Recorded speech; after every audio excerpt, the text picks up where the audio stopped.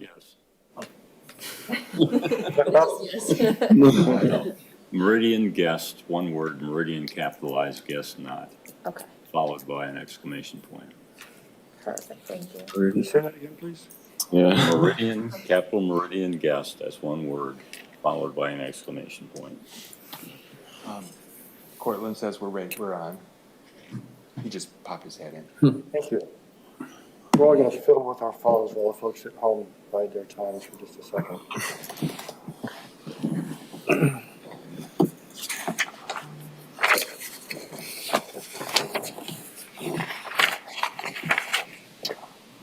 All right, I'd like to call to order the April 3rd, 2024 meeting of the Environmental Commission of the Charter Township of Meridian.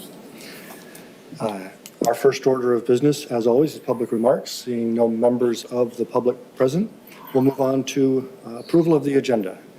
Anybody have anything they'd like to add, subtract, or reorder in the agenda as circulated?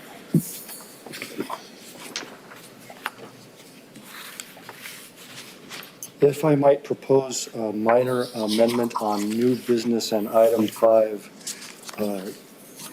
just a first poll on a proposed change to meeting times.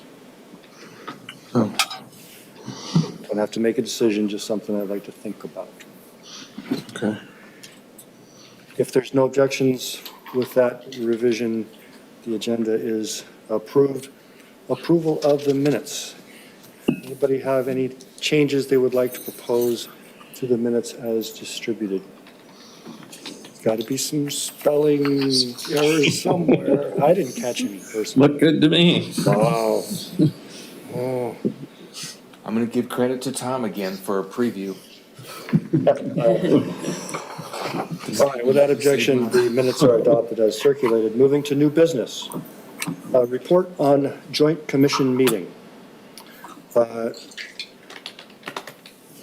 On March 26th, the Township Board in this room hosted 16 boards and commissions seated at tables and listened with rapt attention to every single thing that was said, especially what we were talking about. Mentioned the climate sustainability plan, got a lot of head nods and a commitment to get that on the board's agenda at some point this year from the Supervisor Pro Tem. Yes. The residential solar numbers always knock everybody's socks off. The green grants, big hit. Shout out to the treasurer for kind of getting us started with tree planting back in the day. And then Dave Batten of the Green Team, Food Team, Hall of Fame gave a really wonderful presentation on the food rescue, the gleaning at the market in particular, and it really hit home with the board, and it was just really nice. Anybody else who was there like to add in? Andrea, Peter, Pete? All I can say, I think there were 19 presentations, including cattle, representative from Board of Water and Light, and another community group that I can't remember. So we're looking at probably 100 or so or more volunteers in the township that serve on boards and commission. And if it wasn't said, it was last night mentioned at the board meeting, the importance of that volunteer service to the township as a whole. And we do appreciate that. It's something that keeps you involved, but it also keeps us informed. So thank you all for serving on this commission or other positions that you might have with the township. Any reflections? No, I thought the parks and the library speeches were interesting, but, yeah. Yeah, but following the Parks Commission is like trying to follow the World Series champions. You know, they had so much wonderful stuff going on, and they own most of our land, or manage most of our land. So, yeah, that's always a tricky one. So, any questions? By the way, the meeting began with the township manager presenting achievements for 2023 and goals for 2024. And I've bookmarked the pages in the printout of the PowerPoint on environmental sustainability, which is mainly about the green grants and wetland education signage. And that again comes up highlighted in the goals for 2024. If anybody's interested, you're welcome to take this with you. But it was nice, got a lot of nice comments.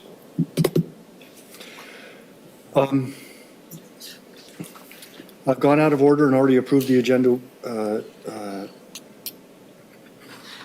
with the, sorry, moving my minutes. There we go.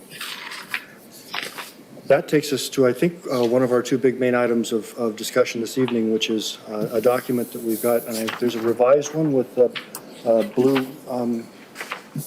headings on applications for green grant and recommendations of the committee. And my understanding is that John is out of town and not going to be with us this evening, but Andrew, you might be in a position to go over it with us? Yeah, I wrote like sentence-long summaries about each project, what they want the funding for. Super. So Go. should I go over all 8 of them, or should we just do one at a time? I just want to make sure that this is on the agenda. Okay. Because I thought we were like gonna discuss them or ask questions, so I would recommend that you take a first run through and take any requests for clarification okay. on what's being proposed. And that if we then want to talk more generally about evaluation, we can kind of do that more holistically. Okay. Does that make sense? Sounds good. So the first one is the Environmental Law Institute, and it's about the development of a book on the ecological history of wildlife, also known as Mud Lake, over by Lake Lansing, and the funding would support the printing and distribution costs to local libraries and schools. And that's 1,500 they're requesting. Yeah, 1,500.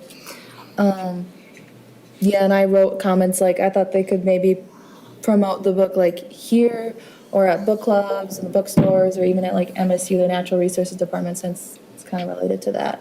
Right? And I thought maybe we could get a book. That'd be nice. But, yeah. Well, I Also, suggested, if I can clarify, the request is a portion of the actual request that is being recommended for granting, or it's the actual request that somehow magically comes to almost exactly to 20,000? I believe that's the total. I think the total was like, The original request. Mhm. Wow, cool. yeah. Great. I think the end total was like 255 above 20,000, but yeah, originally it was under. So the next one is Radmore Montessori. So this project includes new nature trail signs, a native plant diversity project, an ecology garden, and a plant ID sign project on their school grounds. And so that's $8,000.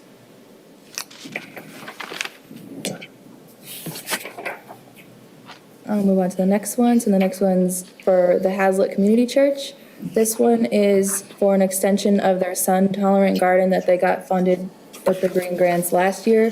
So this one would include a native shade-tolerant section and also install an outdoor lending library focused on environmental topics. And my ideas for that one was like maybe put a bench in the garden so people could read books, and they could, I don't know who, but someone could do like maybe an environmental book drive from schools and MSU in the community to get those books in that library. The next one is the Pine Creek Condo Association. So this funding, only $1,000 is solely for the brush delivery to Reclaimed by Design site after they will facilitate the invasive species removal on their property and transition it into a pollinator garden. Could you say that one again for me, please? Yeah, sorry, I talked Thank fast. you. It's the funding's for the brush delivery after they remove the invasive species on their site. And they're gonna transition it into a pollinator garden, and they're delivering it to, it's called Reclaimed by Design. On the area, so. Thank you. Okay, the next one is the Mid-Michigan Environmental Action Council. This one is for the rehabilitation of the Hidden River Rain Garden at the intersection of Park Lake Road and Bertram Road, and this is to intercept runoff contaminants. And that one is for $700, or no, sorry, $2,750. And then the next one is the Mid-Michigan Land Conservancy. This one is for funding for tree and shrub seeds for planting in riparian and wellhead areas of Meridian Township, and that one is for $700. And I wrote a question there about for clarification on the $31 an hour volunteer time, because I was just confused because I thought volunteers were free, but I don't know a lot about that. And then the next one is the Hazlitt Child Development Center. So this one would be for playground improvements. They want to plant a tree on their property and also do some native plantings and build a wood porch swing for the purpose of giving the kids shade and education. And that one's $1,660 for the primary part, and then $1,330 to $3,330 for the secondary tasks. And then the last one is the Hazlitt Beautification. So this one will be for the pollinator garden installation at the Hazlitt Public Library for environmental and educational impacts, and that one's for $300. And that's it. Thank you so much for that summary. Yeah. There's a note on the Hazlitt Child Development Center about primary and secondary. Could you explain that just a little bit more, please? From my understanding, it was like their primary goal was to build that one tree. And then the secondary goals were all the other like shrub and grass and flower plantings and then a bench. And the recommendation is to fund the priority items, which is the primary this year, Yes. and use the additional $255 funds from $30,000. Is the secondary allocated into the total requests, or is that left out of that total number? That's what I wanted to ask. The secondary is left out of what was recommended. I think I'm answering your question. Yeah. Correct me if I'm wrong on that, but yeah. This is the recommendation was for the primary things that they asked for.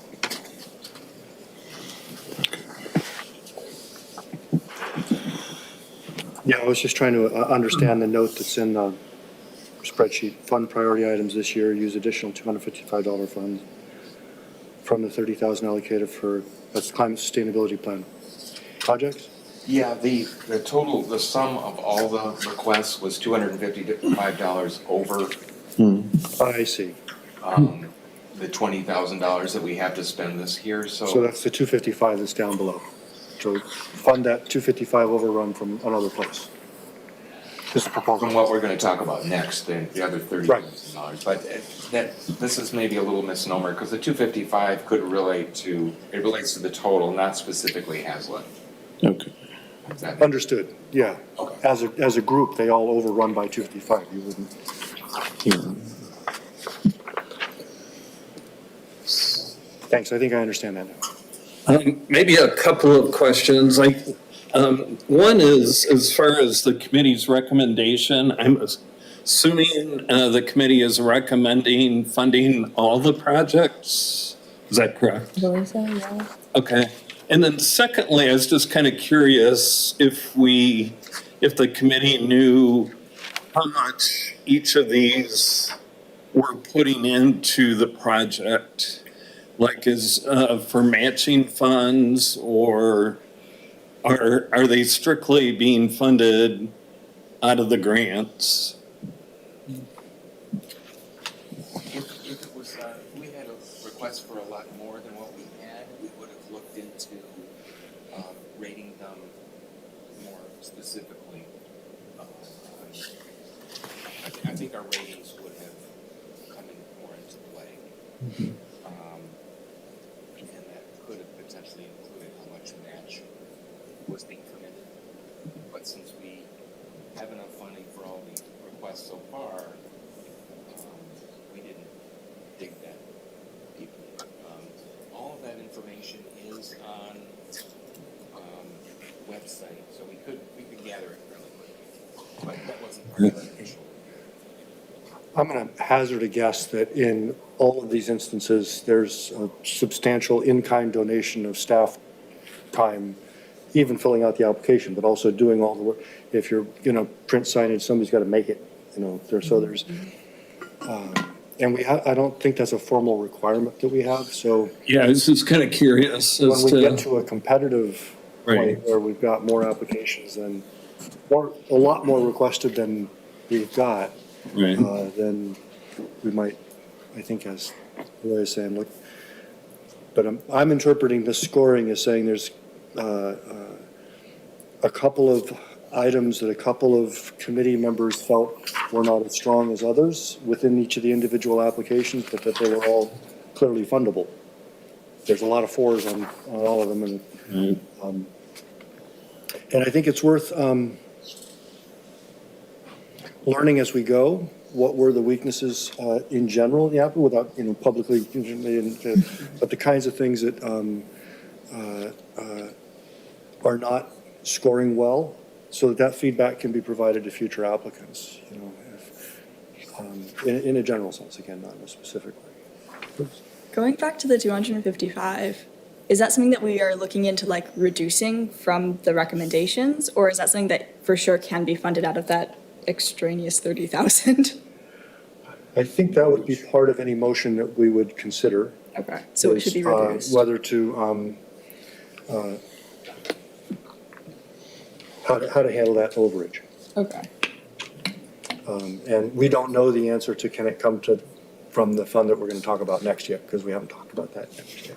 I will be passing a hat around. Yeah. I mean, I can imagine all sorts of options. We could say, well, take the 255 and subtract it equally from, or proportionally, or some formula that just reduces everybody by $50 or whatever it is, and who's going to blink, right? But there, I don't know. There can be lots of solutions, and whoever makes that motion gets first crack. Did you have other questions? No. I did note, I didn't completely absorb where all the projects are going to take place, but my assumption is the Pine Creek Condo Association is one of, if not the only one that's sort of taking place on private property.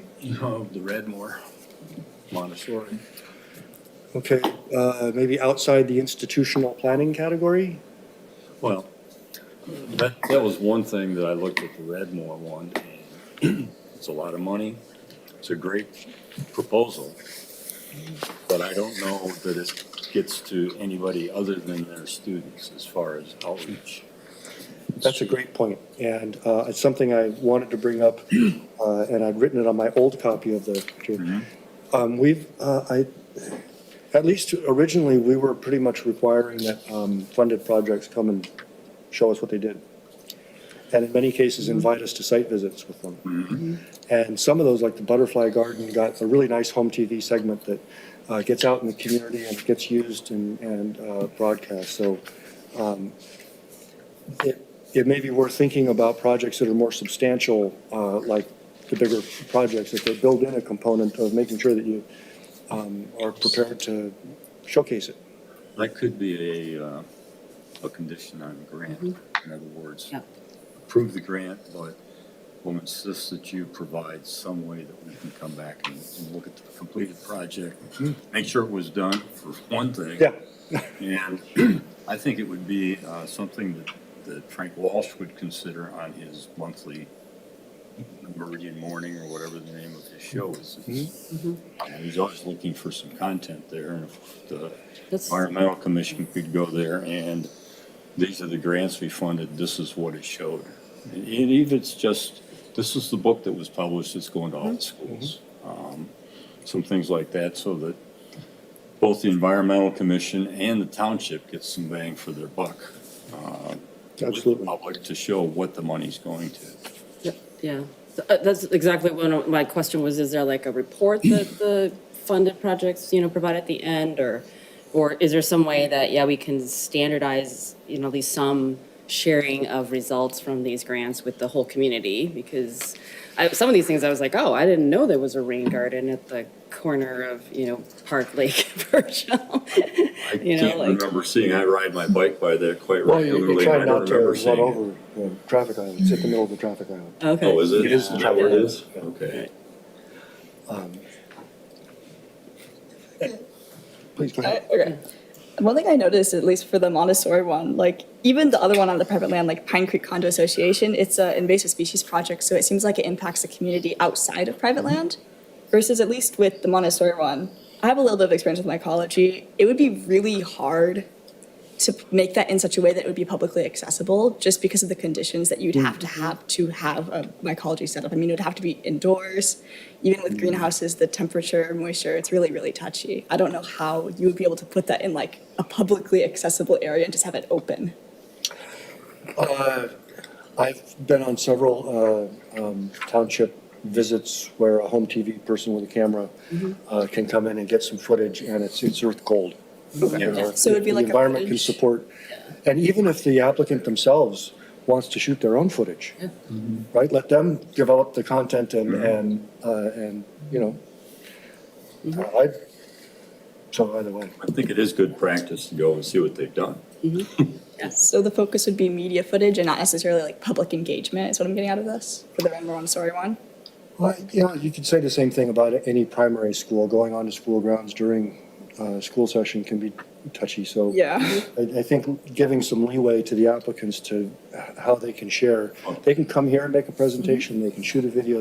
Well, it certainly got rated highly by everybody that did the rating, because it's an excellent educational program. The only thing I was thinking is that we need a way to show the community what's being done with their tax dollars.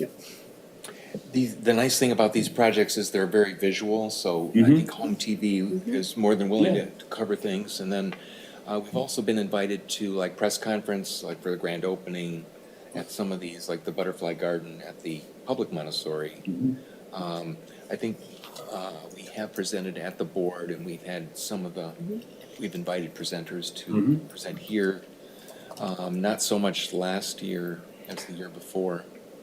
I feel like that's one of the cogs that hasn't completely re-engaged since COVID, Right. right? So, On behalf of Radmore Montessori, they did come to a green dialogue and describe their project, which we recorded, and that's on our home TV channel, YouTube station. But these are all great ideas to refresh us. And if any of you are willing to attend some of these grand openings, that would be helpful too. Well, make sure the board knows about this, the Board of Trustees, because there's often times where we go to grand openings of stores and whatever. It'd be nice to include this on the list of options for people if they have the time. I know folks are pretty new to the Green Grant Program, so maybe this is a question more for staff first, but I feel like interest has grown with the resources, or the resources have grown with the interest. And it feels like we are now literally at a point where we're getting requests for more than we have. I'm wondering if the committee, we can talk about this after we have a motion to approve the recommendation. whether our criteria are going to keep working for us if we got 4 times the requests next time around. And should we be thinking about what criteria we want to focus on in the event that it becomes so popular that we can't just borrow $255 from someplace else? Well, I think you should. I think you need a more detailed evaluation, and you should give that to the applicants so that they know what we're looking for. It should be included in the application form. Well, then, once we've dealt with the committee's recommendation, the next charge for that group, I guess, is then to look at those criteria and consider how they might work in a twice as much demand circumstance and maybe propose some changes for future. Sounds good. In that case, do you feel like you're at a point where you'd like to move approval of the recommendation in some form or another? Yeah. Would you like to make a motion? Me? Yes. How do I make a motion? If I were making the motion, it would be something in the order of I move that we approve the committee's recommendation for funding of green grant applications in the amount of whatever. And it'd be very useful if that motion also specified what you think should happen with the 255. But that can also come as an amendment. Okay, And I'll repeat the motion and someone can second it. okay. So, forgive me if I read this wrong, but, okay, I so. recommend the motion be for $20,000, which is the appropriated amount, and then go on to say there's in excess of $255 or whatever requested. And we recommend that we seek other forms of funding, but I don't, or we apportion that over the 8 grants on a pro rata basis, or equally. It's what, $30 per grant that we short them. I think they should be able to deal with that. He's got a lot of parliamentary experience under his belt. If you prefer that he take the stab at the motion, that's I okay, can't. but, I'm sorry? I'm not a voting member. I can't make a motion. You're right. We could also like take a percentage, like take a larger percentage from the Radmore Montessori and take a smaller percentage from like someone that only wants $300, you know, kind of like make it equal. So, yeah. Proportional, take Yeah. a bigger chunk from the. Yeah, Proportional based upon the magnitude of the. For that amount, you could take it all from the Radmore. yeah. They could buy a few less plants. I mean, they've got a major process or program that they're dealing with, and it's almost half of the money that we have. It seems like more could be progressively done, like if they want to apply for more funding in a future cycle, because they have many different projects. Sure. Like if they want to do something now and then do maybe signage later, that seems like it would make sense with how much they're requesting up front. True. And I think it's probably good practice for this commission to say, what is the deadline for finishing this project so that we can come out and see it? I feel like we have some guidance on that, but, again, sorry, COVID and people and supply chains and. I understand. I'm not saying 3 weeks, but it needs to be completed by the end of this calendar year or some such thing.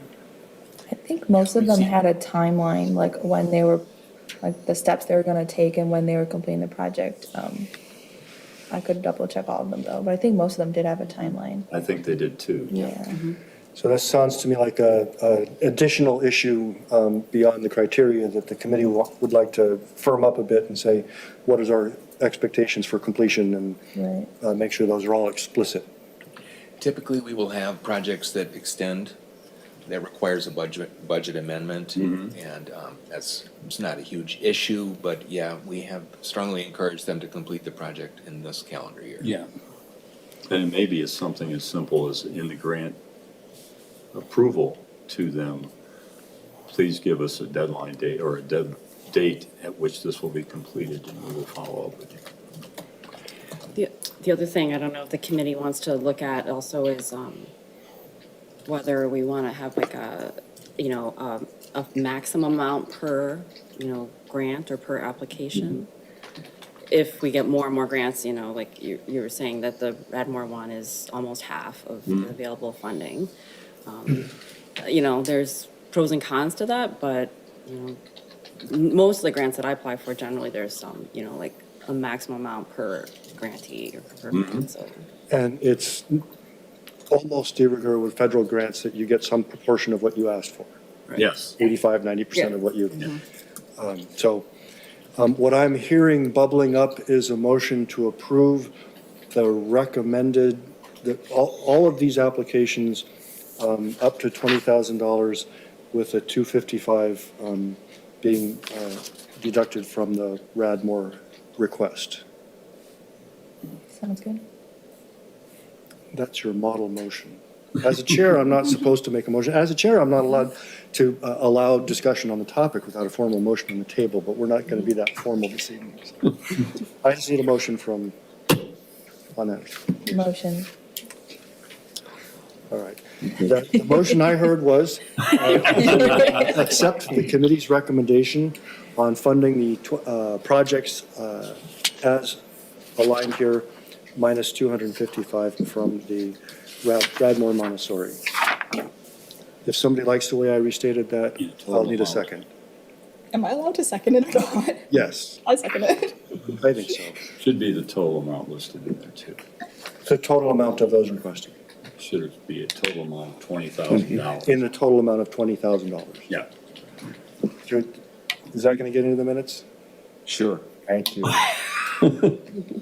That's the advantage of having Cortland keeping track of us in That's that right. room. Good luck, friend.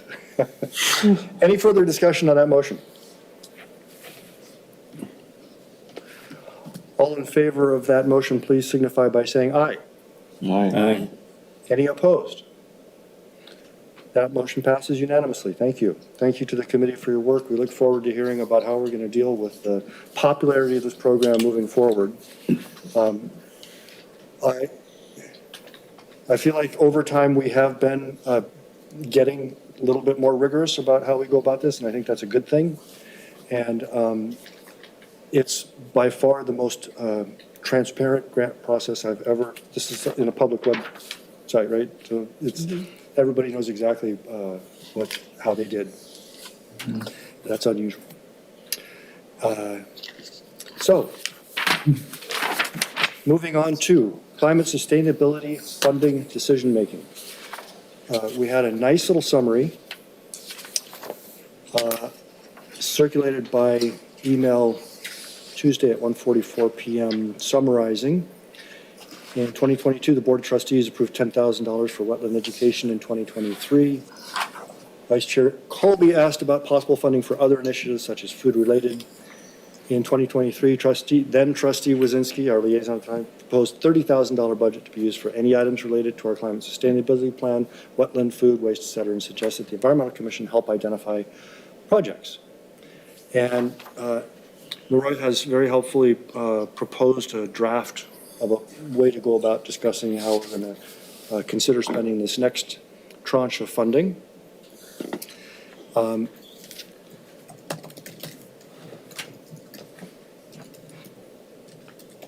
I like all of these things personally, and I'm wondering what everybody else thinks about how we might best move forward on making a decision, a recommendation for that fund expenditure of the $30,000.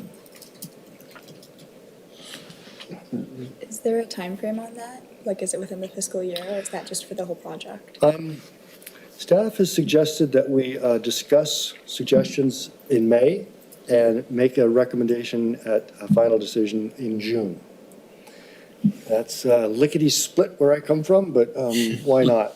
I don't think it'll be cast in stone. Yes, sir. Yeah, just a question on item number 1. To give these various teams opportunities to suggest ideas. Will all of them be meeting during the month of April? If there's money, we will. I'm all about, yeah, chasing money. Yeah, it's very quick turnaround, but I would say that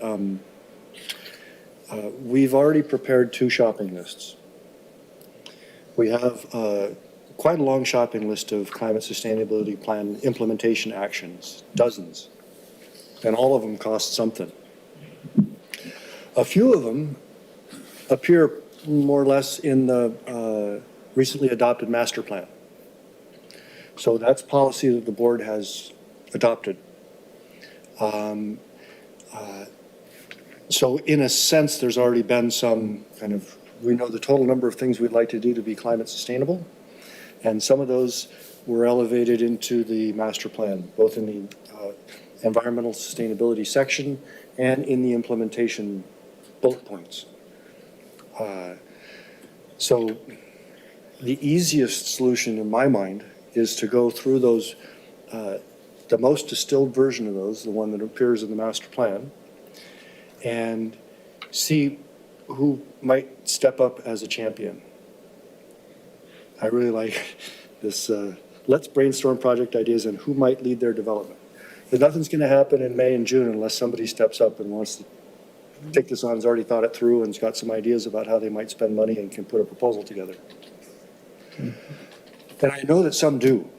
For instance, the energy team has been, doing a lot and hosting meetings and things, and I know that they've got some ideas. Many of the items on those 2 lists I just mentioned are going to require professional expertise, especially the ones relating to like the landscaping ordinance. And, the township has so much staff. So if something additional is going to come around that is going to be a proposed ordinance change, that might require some outside assistance. And in the case where those things are environmental, we could potentially be the home for that outside expertise. Back in 2004, the township adopted a green space plan that was developed by a consulting firm called the Greenway Collaborative. And that has guided development in the township ever since. Every time a planning application comes in, township staff notes whether they're the sensitive areas as specified in the green space plan. But it doesn't have to be that budget goes to outside consulting. It could be to other things. So, Is that list of things that, that need implementation and maybe some funding to support that, is that available, so we can take a look at that? Laura, can you open a browser and go to the community development webpage? The climate sustainability plan? No. I was going to the community development department.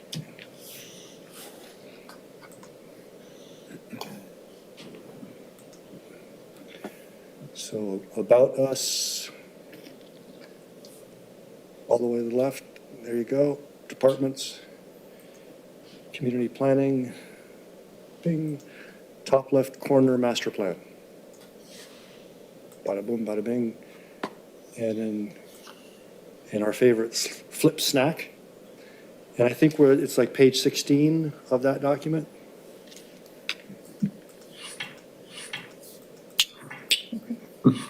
I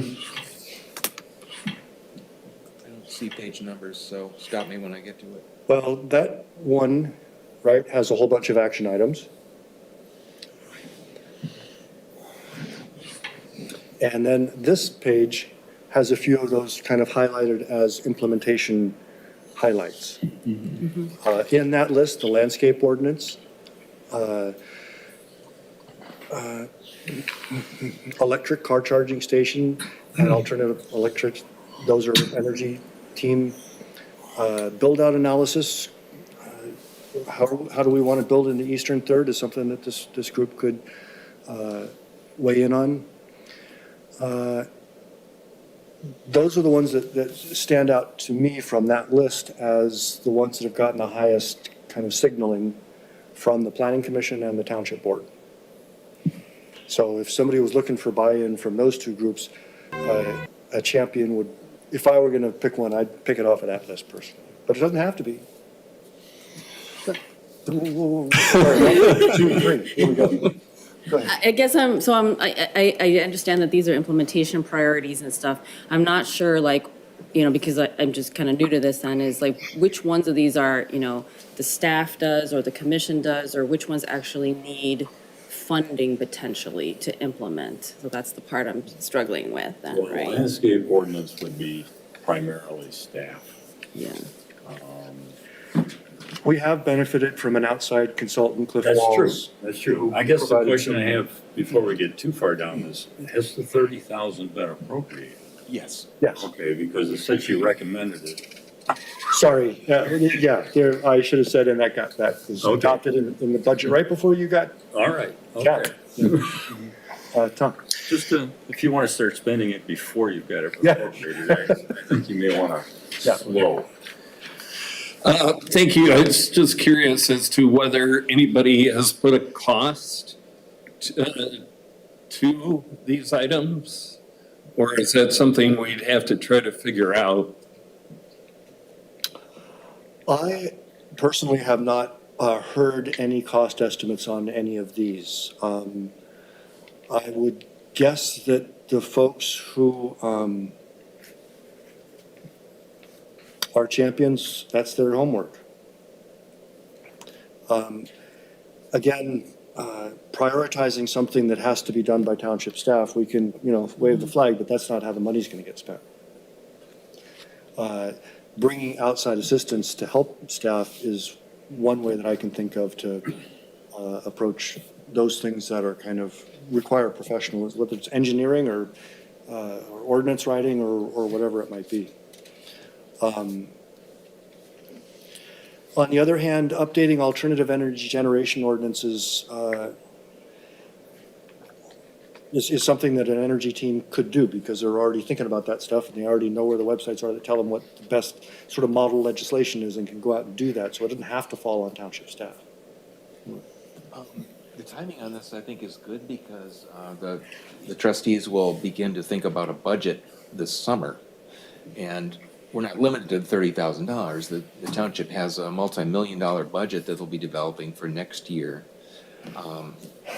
So I think, my sense is that we would be looking for shovel-ready things that are, and then from the commissions, from staff, from others, ready to go this year. It might be a charging station for 20 grand. It might be a electric vehicle. It might be a rain garden. I don't know what those projects are. I think the food committee probably has some ideas. Energy team has some ideas. You might have someone from the planning commission Can you go back one page, please? for a small fee, Part of the 30,000. just 5%. Yeah, item number 4, update the township's 2004 green space plan to be a more effective tool. That was developed by a consultant. It could be, we could get a bid on that in a month. No problem. If that was something we wanted to prioritize. So my question is, we have these priorities. Has there been any attempt to establish with these, maybe one or several of being funded through alternative measures and wouldn't necessarily have to fall under the climate sustainability funding? Has that been determined yet? So like for some of these, they could already be funded through different mechanisms and we thus may not have to consider them as not necessarily priorities of ours, but just in the context of this funding particularly, maybe that's already being funded through different ways and we can think strategically there. I think when they say continue to, that means there's already effort going on, there's money being spent. When it says start, do, that's not in a budget. Okay. So continue to support efforts from the Environmental Commission to educate the public on wetland regulations and benefits. That has been our main expenditure, was developing and distributing wetland education signage. Please. It seems like a lot of these don't have, I mean, these are like good recommendations that have obviously been discussed, but there's not like a proposal with a budget amount on No. it. So maybe the first course of action should be, I mean, a lot of these are through committees or through, I don't know, departments. They have chairs or liaisons. Would it not be a good idea to shoot out an email and be like, what's your, most important proposal on this? How much would it cost? So we know how much we're even estimating out of that Look at 30,000. is, this is a 5-year update. So this is not designed to get done in a year. Right, the master plan. Right. And so, the other thing is, I'm not sure what, other than making recommendations from this group to the township, I don't see this as a grant program under the control. So it's, I think what you need to do is focus on the various groups and get their input as to what they feel is the most important low-hanging fruit, if necessary, to Well, go forward on to show progress in the first year. and these didn't fall out of the sky, right? Everything that's in the master plan that's about energy came through the energy team. So they've Right. already got this on their brains. And so, yes, I think what staff is suggesting is that we go back to the people who helped us develop the climate sustainability plan and the master plan and say, if you can come up with a proposal by next month that could fit within the 30,000 that we've been allocated, we'd be willing to consider it. And it doesn't have to be a formal application process at this stage. We can No. develop a formal application. I mean, there'll have to be a formal budget and a timeline and all those. I think it has to be a proposal to the township board as to this is what we recommend this money be spent on. And then they go for RFPs and some of that stuff. But if we can get some information from some of these groups as to what they feel is the most important, that, and then approximate what kind of funding is necessary to do the development of this plan. Because the carrying out is not going to be done in any of these with $30,000. Very few of them, let's put it that way, yeah. Yeah, I would say that continuing to do public education on wetland outreach will That get could. done, unless we decide to not do that anymore. Right.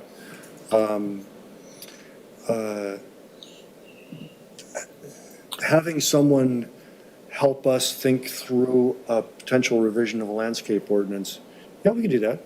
We can hire a professional to go, we can hire the township consultant, wetland consultant to come here and address us and help us think through landscape ordinance, wetland protection plans, all sorts of stuff.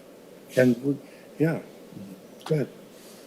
My impression when Courtney was trustee was that this would be decided on by a recommendation would be decided by the Environmental Commission I don't have a problem with that. Yeah. But it is a recommendation to the, to the township board to expend the funds. So if we can. And I foresee that being a bulk recommendation. You allotted 30 grand, here's how we'd like to spend it. This is the process we went through to get to this. And that way it comes to township board, and they say, yeah, fine. I think the supervisor might be able to, say anyway, we can figure out that. I think right now, what the staff have led me to realize is that by putting a fire under these groups that helped us to say, at least raise your hand, right, in the next 30 days. And please contact us, and if you can come and talk with us about what you'd like to do, we'll happy to have you. And if we get 15 groups that come and want to do it, well, we might have to think about how to handle that. But in the world I live in, the last month of this school semester, you'll get the people who are really ready to go. And I think at this point, maybe, like you were saying, just an email to those groups that says, this is the process we're in, you helped us to develop these, raise your hand if you'd like to be thinking about implementation in a short time frame. How does that sound? Yeah, I think that sounds good. I guess my question is, so it's the overlap, or or it should be tied to the climate sustainability plan then, right? Implementation of both, you're saying like if there's, or, If, when I cast my vote, I will be voting for things that are, funding things that are in that plan. okay. Yeah, we worked hard to put all those things together, and if we got money, that's what I want to spend. Which of them they are, I got my favorites, but as a base condition, yeah. And I'm suggesting that it'll be even easier to get buy-in if it's also in the master. Got it, okay. But it doesn't have to be. It's not a requirement. But it's a good idea. I think, if you're, when you go asking for money, you're looking for what the funder wants, right? And deliver to them what they are looking for. Would it make sense to have a small subcommittee that can meet after Earth Day, when we request these proposals by, to review them, kind of like what we did with the Green Grants Committee? Or should we just see what kind of response we get and then make that decision? Because I could see getting 2 people or 3 people together would be easier than, a lengthy discussion at our next meeting. I think that makes sense, 2 weeks from now, to have a group get together and say, who have we heard from? And how do we want to go forward? And that way we're not fumbling along at our next meeting with the raw data. So run that by everybody or the Green Grant group, or would people that are volunteer this evening? Our only requirement is that it not be a quorum.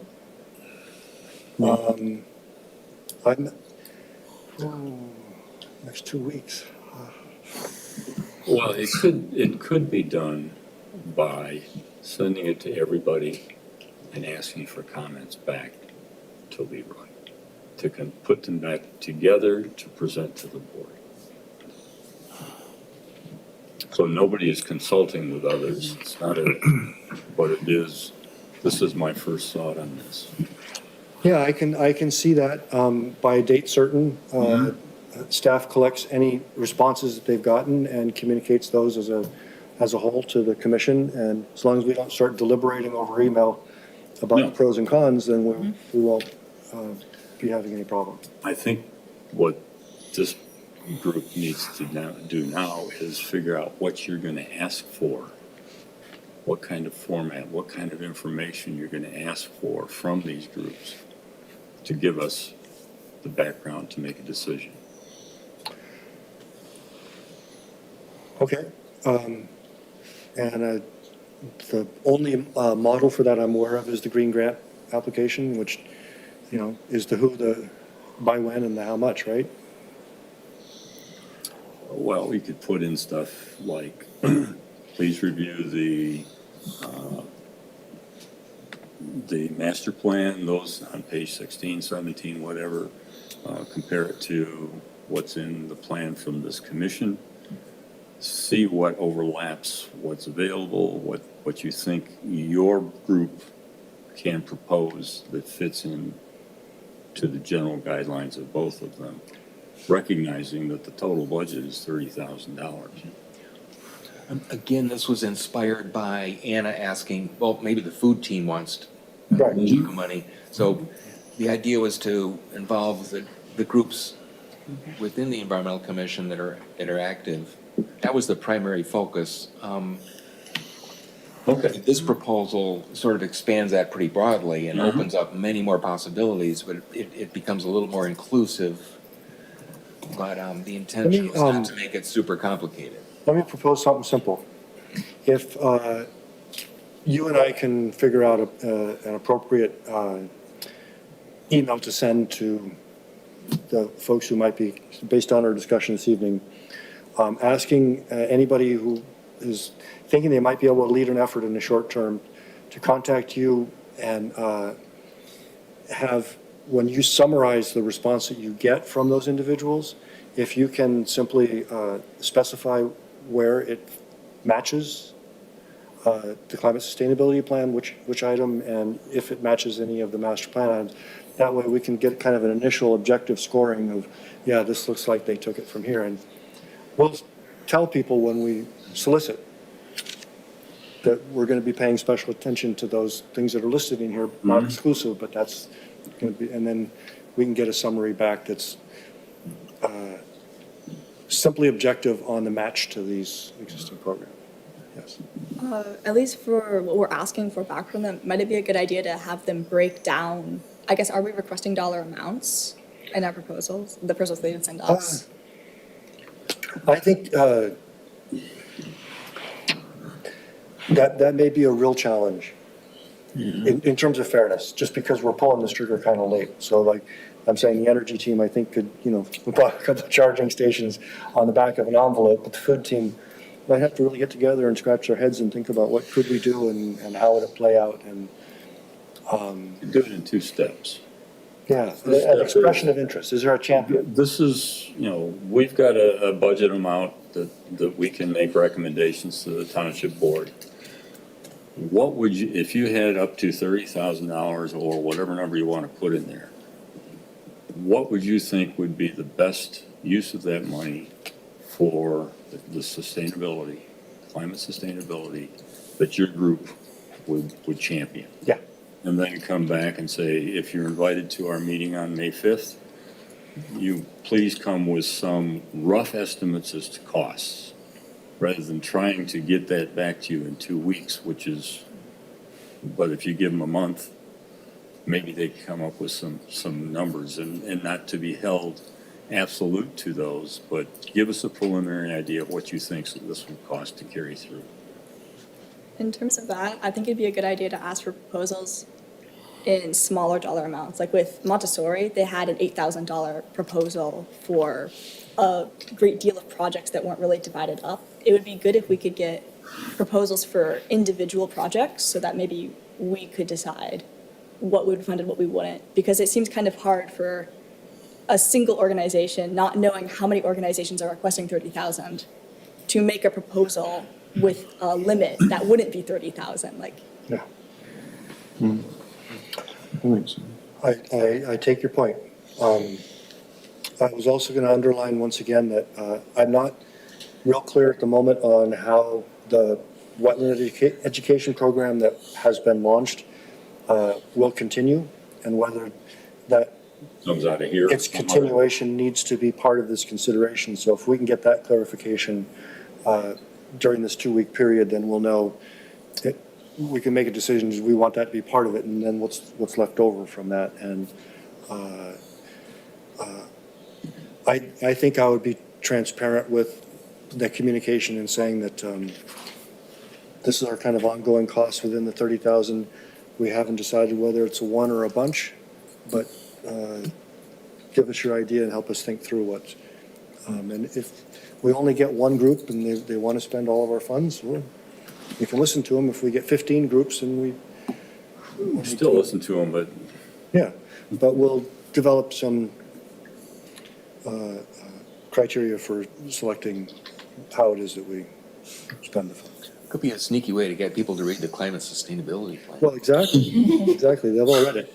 And I would say somehow magically, 20,255, it seems like our applicants are getting communication from the staff that's leading them to appropriately sized requests. And so that's good, in my view.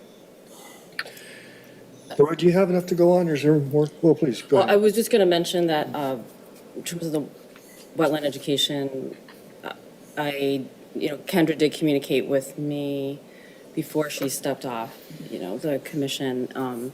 And so I do have an interest in filling in, and seeing we can continue to advance the things that Kendra has started with the team.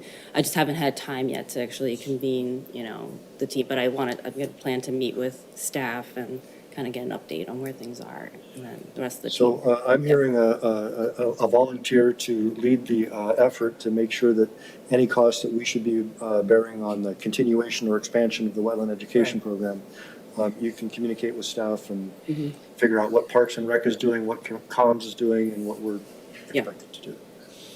Yeah, and I think Emma's got some costs that she could probably identify real quickly on that. Yeah. So thank you. Sure. Is everybody comfortable with that? Please, go ahead. I just have one more thing. Kind of like we were talking about the green grants. like when they come here to show us what they want, like maybe they could also include like a timeline, like a lengthy project maybe wouldn't be as prioritized as like one that could be completed faster, and then like maybe like proof of completion, like pictures or, stuff like that. My sense, and correct me if I'm wrong, is that at least the Green Grant program is all done with reimbursement. So if you go and buy a bunch of fencing and you said you were going to buy fencing, you give us a receipt and we reimburse you, right? Yeah. So at least for the sort of purchasing side of it, that part is all done after the fact. That whether it got in the ground and is standing up and there's any butterflies in it to be seen. Yeah, I don't think we want to be micromanaging projects like we might with green grants. We don't want to micromanage them either, but we want stuff that is ready to go, that's fairly clear. And also, to the degree that all of them will require some support from township staff, none of them is going to get funded if the staff aren't available. So it's going to have to get buy-in from the department heads to say, yeah, we're going to spend time on that if you've got, I mean, there may be some that don't require any township staff, but Can't imagine what it'd be. yeah, we rely a lot on our experts, so. I think Dan and Courtney should have sort of a key role in just administering approving the final payments. I don't think we want the ultimate approval by the trustees, but that we want the sub. Well, the trustees would approve the expenditures or whatever the recommendation is, and then the carrying out would be through administration. And I think you're right that Courtney probably, in much of this, would be involved in Dan and in the accounting office with regard to paying it off. If it's over a certain limit, you got to go through RFPs and all that stuff. And so, Is everybody comfortable with that process going forward then? Can you repeat that process? It's kind of got around and around, so like I'm not My sure. understanding is that Laura and I are going to coordinate on a communication to the folks basically listed on this list and those who helped with the development of the climate sustainability plan, explaining that we have some funding, we're looking for implementation ideas. Our thinking is that the strongest proposals will come from those that reflect the climate sustainability plan and even more so the master plan, but that's not exclusive. And we look forward to hearing from people who think that they can provide us some notion of costs and delivery at our next meeting. And then based on we're going to give them 2 weeks to respond to that to staff, and staff will then summarize those responses in time for us to think about it before our next meeting. Is that right? We'll submit what we receive to the entire commission for comment, and then that will be summarized. No, you'll get the expressions of interest that you receive, you'll match them with the two plans, and just give us a summary of that. And then that summary is what we will be able to think about and discuss at our May meeting. I guess I heard that we may want to offer comments on that, what we receive and how it's matched before we meet again. As long as those comments just go to you, yeah. Yeah, but again, sensitive to, open meeting. I could write you 3 pages.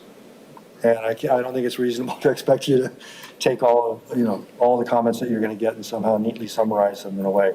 That's why I was suggesting that really just make sure that they kind of fit those, look how well they fit those two I plans. could see us spending 2 hours in May doing what we're doing now, and if there's any way that we can streamline things, I guess we'll cross that bridge when we come to it.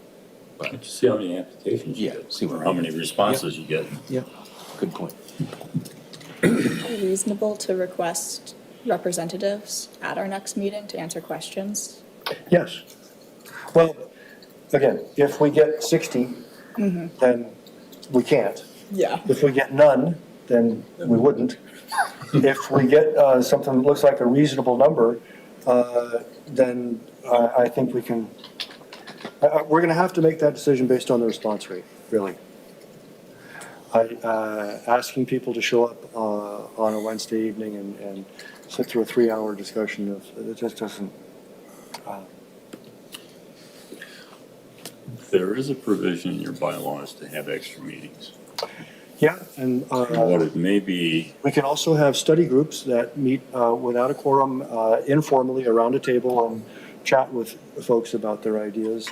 And it won't be recorded, it's an informal gathering, so that's another option. But I think, personally, I would prefer to see how many people raise their hand. and at that point, it may be that this group will go through and say, well, of the 15 things we have here and the summaries and how they fit this and that, this doesn't seem to be the strongest, this one does, and winnow it down to 4, 5, and have them make presentations. And as Graham mentioned, maybe we could recommend some of these other projects be approved in the 2025 budget, or included in the 2025 budget, or seek other funding sources. Any further discussion?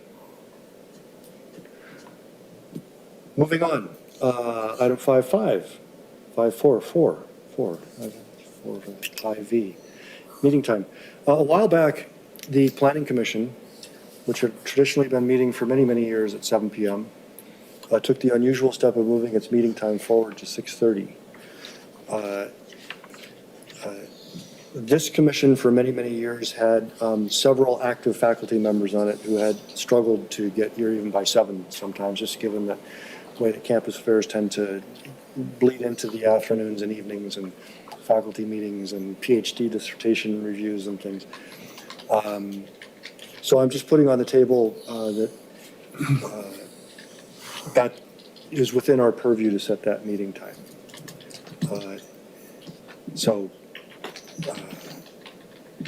I'm just generally wondering how people feel,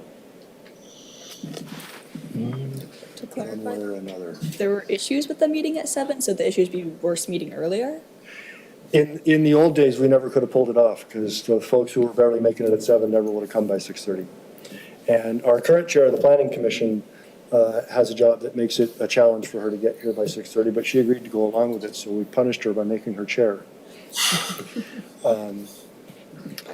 But it allows all of us and the home TV staff to get on to our next part of the day.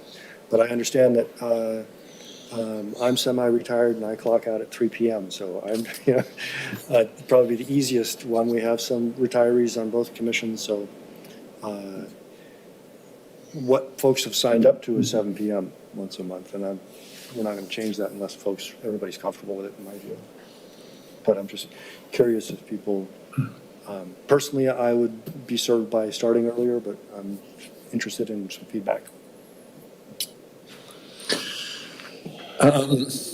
I'm flexible, but I certainly have no problem with a 7 p.m. start. I guess that's what we're kind of used to with this committee. And frankly, it does give people plenty of time for those that do work or have other commitments, to get out of those commitments, have something to eat, and then get here by 7. But that's not to say I would be opposed to 6:30 either, so. I feel the same way. I mean, I don't think that half hour makes a huge difference. The days that I won't be able to come because I'm out of town or doing field work, whatever, it doesn't make a difference, 6:37. But it does, it does, for those of us, gives us a little more time. But I think moving it up is also okay. Is that even an option for staff for Leroy? Is that something you could? I could do 6:30. Do you have a preference? Not a strong one. Okay. Anybody else like to weigh in on the idea? Just to be clear, this is for our committee, like this one? Yes. Okay. Yeah. I favor 7. I have recitation at ends by 5, so it's a good time to eat dinner. But I could make 6:30. But I'll also be moving out of state soon, so I imagine I'm probably not the person that this is most important. No. You can- I would kind of rather do 6:30 just because in the winter it's would be like lighter out more when I would leave the house. But I'm flexible too. I have not eaten dinner yet, but I haven't even cooked it. and usually do not because I'm always jumping from thing to thing. So I think 7 is usually the place that I'm more amenable to jumping to than 6:30. Okay. But It's fine. yeah. Trustee Trezise? I don't really care. I was here at 5:45 tonight because I thought that's what our meeting was. That's when the trustee meeting is, so, I'm retired. I can be here at any time. And I do all the cooking, so we eat late a lot. Yeah. I'm not gonna do anything without, talking with our other commissioners and seeing how they feel about it, so I've got a sense of how folks feel, and if we wanna move forward, we can do that at some future time. Thanks for considering. Any unfinished business? I don't hear any reports and announcements. We have the staff update and usually get a couple of little cherry-picked highlights. Well, if anyone wants to go first, I haven't picked the cherries yet. So. I know, John he's out of town tonight, he couldn't make, I will briefly say, unless somebody else wants to report, that we did have a good meeting on Monday. We had a solarized meeting. I do have some extra handouts from Absolute Solar and a presentation that I gave about Solarize. So if you're interested, oh, Peter, you were there. I was there. Yeah. It was a great Apologies. meeting. Very informative. Not sure I'm in the market for solar at this point, but it made me think about maybe I should be. So, and it's going to be another one in May, I believe, in Williamston, and they're hoping to have 2 more this year in Lansing and East Lansing. If you're at all looking at it, it's a great way to find out about it, have someone come and look at your place and say, this is what we could put up there, this is what it would cost, this is what would save you over time, this is what your repayment would be like. They talk about tax rebates and other things, so it was very informative. Took a little over an hour and 5 minutes, something like that. That's when I left. Now, the guys that were doing the presentation may have been here for another hour answering questions from individuals, but Hopefully. it was well attended. The only other thing I would add is we got I'll let Tom report on the recycling event. The Green Gazette is out, and we had nice coverage of the Sustainable Fashion Show. Graham did a great job with solar demonstrations and with help from Absolute Solar. Well, Channel 47 was here Monday reporting the solar meeting, and there was a short blurb on the news, I believe, that night or the next day. Yeah. You could, I've got the link to it in my staff update if you'd like to watch it. I mentioned to Bill that Norm Cox is coming to the Green Dialogue next Wednesday. We've got a few speakers this month. We're gonna have an EV Owners Dialogue on the 24th. And Amanda from Tri-County is gonna talk about how residents in the area are addressing water quality in their homes and yards. So that'll be interesting. Today, we had a pretty lengthy conversation about No Mow May. And East Lansing's council is going to be discussing whether they do it again this year, next week. So there's a lot of interest in pollinator-friendly lawns and landscaping, and if you'd like the report on that dialogue, I'd be happy to share you the email that I assembled for that. Tom was there. Okay, that's my quick report. Let's see if you have any questions. Remind me again when the Green Dialogue is? Wednesday morning at 9 a.m. Wednesday morning, okay. And there is a shortcut to that in the staff update, I believe. But I'd be happy to add you to the invite list. So is that like every Wednesday? Every Wednesdays Okay. for the last 3.5 years. Okay, wow. Okay. Yeah, I would highlight that I mentioned earlier the 2004 Green Space Plan that was developed with Greenway Collaborative. Norm Cox is the president of Greenway Collaborative in and around Ann Arbor. And that firm also did a Red Cedar Greenway plan for MSU around that same period. And Norm's a graduate of MSU and has a lot of familiarity with the area, so a lot of great expertise to, also sustainable transportation, not just wetland conservation and others. Any other green team? We had a segue to the green team. Okay, thank you. Yeah, just again, kudos to Leroy and Graham and some of the students at Okemos High School for the sustainability fashion show. It was a great event, great attendance. I think there's interest in doing it again in future years, so good job to everyone involved. And other than that, just a reminder that the Spring Recycling Day is coming up here pretty soon at the end of the month. It's April 27th at Chippewa Middle School from 9 to 1 o'clock. And primarily the items that will be taken there are metals, bikes, document shredding, and paint for recycling purposes.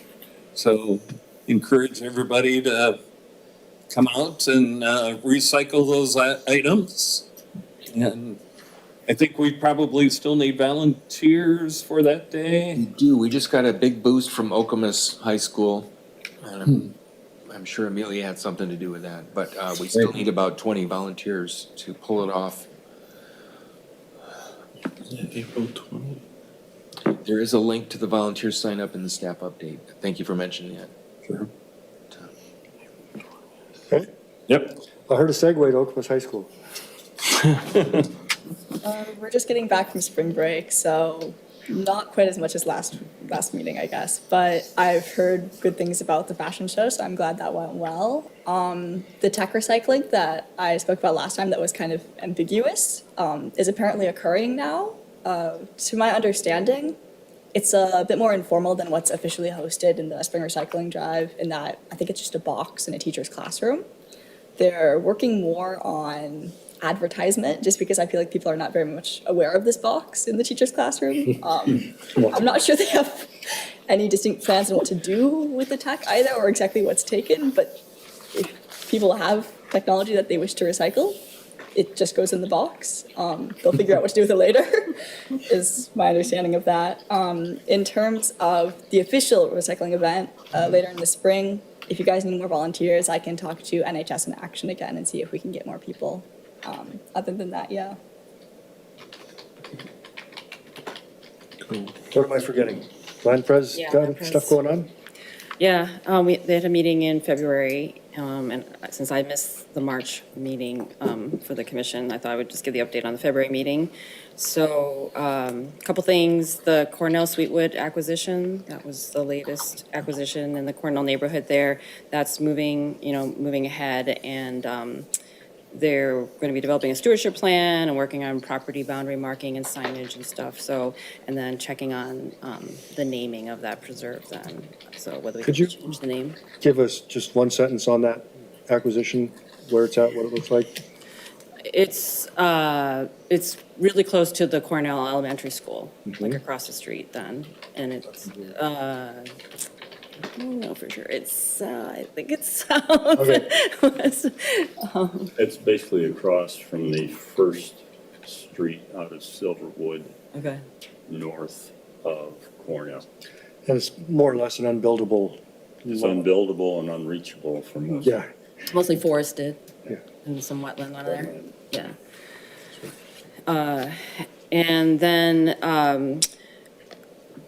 Emma also shared the 2023 annual report for the Meridian Conservation Corps. And so I've got like, just a quick summary here, and I'll pass that around, so you want to take a look at it. But it's really impressive. I mean, all of the work that, she does, especially with, like, I think she has over 100 now, like, volunteers as part of the Meridian Conservation Corps, and 750 volunteer hours, and all these work days then. So, and then she talked about some of the goals for this year for the program. There's a couple of things that she's. Stop you there. I think I heard at one point that they may be increasing the staff. Yeah, in that. that's what I was gonna mention, Okay, right? She's sorry. gonna be hiring, I think, 2 to 3 staff. Some of them are interns, and then I think there's maybe one full-time person, and then the other ones are like part-time, just students that are during the summer. So, but yeah, so that'll be great. And then I think they're also gonna be trying to kind of use more contractors this year to get stewardship work done. Some more burns and things like that. And then, I don't know if you've seen some of the signage. I know she's been talking about that a lot, waiting for some of the signs to go up. And so if you drive around Okemos and you see a lot of the preserves have these really nice, and parks and stuff too, I think, right? Some of the brand new signage, so that's great. And then I brought up at the meeting about the master plan that we had talked about last time, and how there were a couple things in the master plan that the Land Pres Advisory Board might be interested in, like, the reviewing wetland setback requirements, the woodland ordinance, and the shifting Land Pres focus potentially away from acquisition.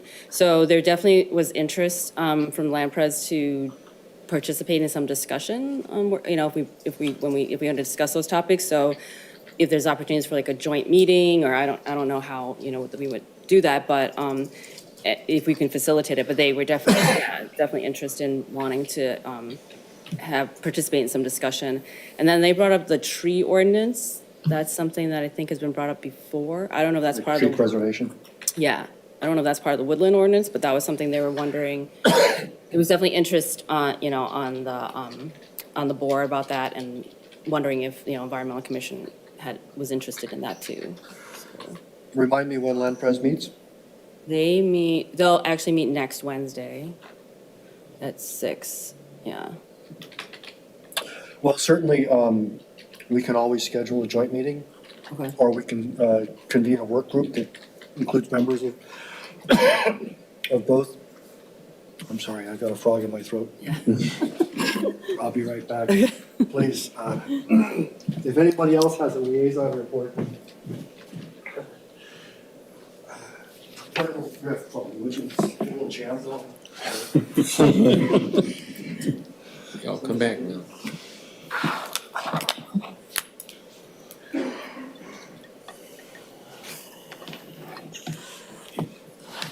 Just related to that, it might be interesting to hear from other communities like us. I know we have less control of trees than like a city would. But maybe there are other townships who have something that's. Canton Township has done a lot of work with the Graham Sustainability Institute at the University of Michigan surrounding their urban forestry initiative. So I think if we're looking for a model community to consider, it would probably be them. That's what comes to mind for a township, at least. It sounds like the Land Pres could be a champion for that. Sorry for that. Any other liaison reports? I wanted to mention 2 quick things. Last night, I attended a film screening of a docu-series called Roots So Deep. It's a documentary on a research project involving some number of universities and private firms looking at regenerative agriculture, by which they mean adaptive multi-paddock grazing. So cutting cattle grazing pastures into small paddocks with intensive use, trying to mimic how bison would trample, and getting more diverse grasses and stuff. And it was there must have been 80 people there at Brody Auditorium beforehand. They had a whole variety of meat dishes produced on these farms here in Michigan, and highlighting folks who are trying to rethink how we, the producer director's bottom line is that done properly, you can grow more edible beef and turn that production from a carbon source to a carbon sink over time. And you can multiply the level of water retention, soil microbial activity. They did the soil cores, flux towers, the work. So really interesting and good to see MSU championing some of that stuff. The other thing is, if anybody here knows anything about composting manure or sand casting aluminum, please see me afterwards. Interesting request. I feel like, These are two separate things, right? Hopefully. I don't know. They're both on my, well, not on my To-do plate list. so much. More like in my driveway, but, yeah. Any other final commissioner remarks, requests, demands, assertions? Hearing none, thank you everybody for coming tonight. We are adjourned.